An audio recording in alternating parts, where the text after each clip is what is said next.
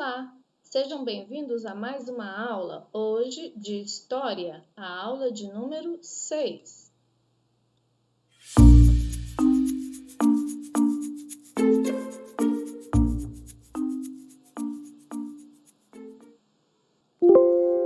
Então, pessoal, estamos aí com a nossa lousa limpinha para iniciarmos a nossa aula de História e hoje vamos conversar um pouquinho sobre o Império Marítimo Português, certo? Onde aconteceu, por que aconteceu, como aconteceu e por onde esses portugueses caminharam, claro. Então vamos aí primeiro conhecer o nosso roteiro, né? As rotas que os portugueses faziam em suas embarcações. Quando falamos de marítimo, estamos nos referindo aos mares, correto? E aí, quando você observa essa linha aqui, é o que a gente chama, certo?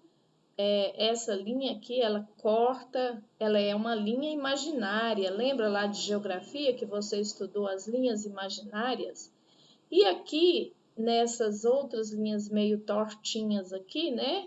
Nós temos as rotas que os portugueses faziam nesse período aí das conquistas. E cada pontinho preto desse que vocês estão vendo aqui era um território já sob o domínio da coroa portuguesa. E por falar em coroa portuguesa, nós vamos ver já já do que se trata essa expressão. Então, quando você vê esses pontinhos pretos, nós estamos nos referindo às cidades e vilas criadas sob o domínio dos portugueses. Ok, então vamos ver aqui. Portugal, certo? É o principal país, o principal povo que está relacionado com essa construção da história do nosso país, Brasil. Bom, nesse tempo aí, certo? Por que Portugal se tornou o principal? Muitos países se alinharam e transformaram-se em monarquias. O que é uma monarquia, pessoal? Monarquia é um sistema de governo onde o poder está na mão de um rei e ele não é um tipo de governo que se muda, vai ficar sempre naquela família. Morre o rei, o filho vai ser o próximo rei e aí por diante. Então veja, Portugal no final do século XV, começo do século XVI, certo? Aqui nós temos algarismos romanos que são utilizados para indicar séculos, ok? Nesse período, Portugal tinha um grande império marítimo comercial, ou seja, essas viagens que ele fazia, certo? Fazendo a exploração dos outros territórios, principalmente aí nos países da Ásia, da África e das Américas, ele buscava, né? Ele explorava esses lugares e dali retirava as riquezas que ele comercializava aqui na Europa, certo, pessoal? Então, por isso nós falamos comercial. Ok, veja bem, ele estabelece colônias e feitorias na Ásia, na África e na América, ok? O que são feitorias? Vou ler aqui para vocês, certo? Local estratégico escolhido pelos portugueses para troca de mercadorias entre nativos e mercadores portugueses, ou seja, trocava. Vamos imaginar que esse comércio era feito, dava-se alguma coisa e recebia-se outra. Isso é comércio, né? E era feito especialmente entre a Ásia, a África e a América. Mas vejamos mais um ponto. Isso favoreceu muito aos portugueses, porque nessa ida e vinda, parada, conversa daqui, vende dali, Portugal estabelece o que? Relações comerciais com outros povos e uma troca de cultura, ou seja, de conhecimentos, né? E dessa maneira se estabelecia a cultura desse povo.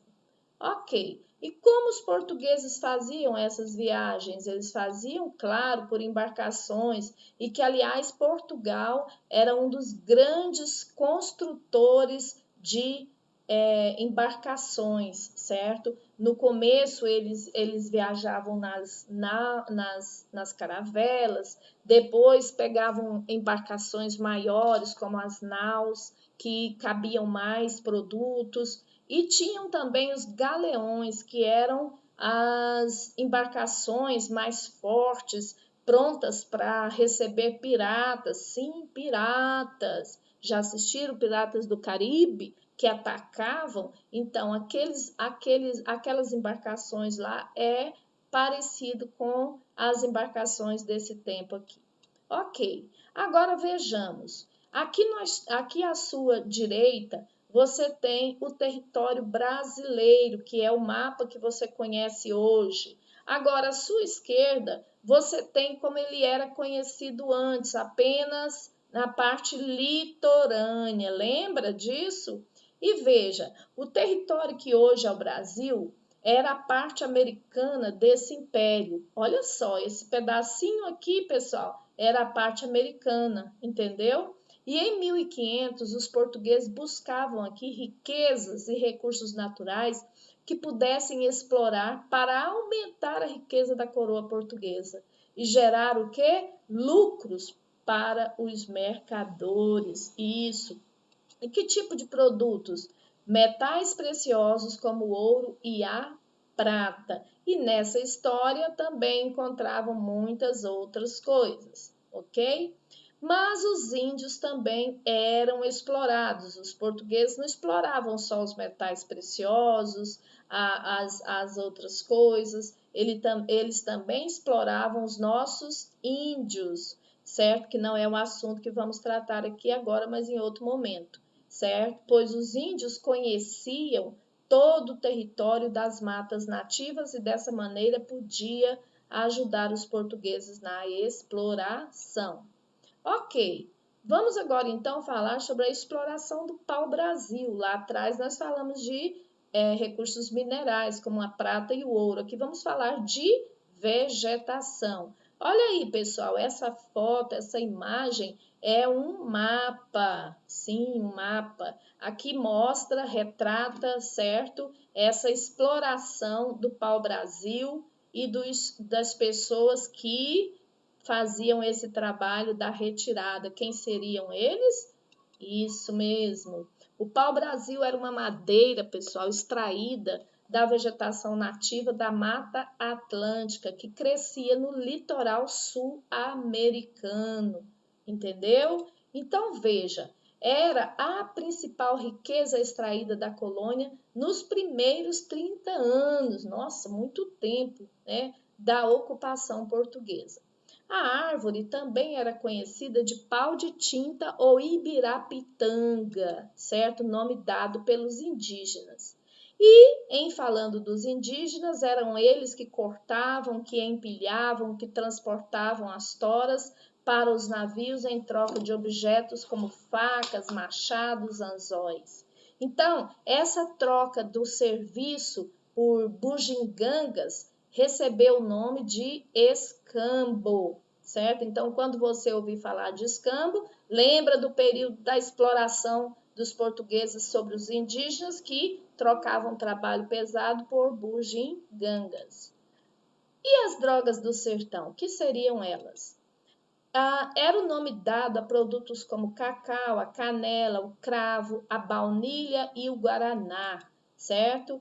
Também eram riquezas exploradas no período colonial e eram utilizadas na Europa para o preparo de remédios e também de temperos de alimentos. E por isso eram vendidas por preços bem bons e dava muito lucro para os portugueses, né, pessoal? Então, eu espero que você tenha entendido. Se não entendeu, volte aqui quantas vezes precisar e reveja, leia, analise, pense, explore o conteúdo que ele faz parte do seu conhecimento para o 5º ano. Aprenda direitinho, ok? Grande abraço!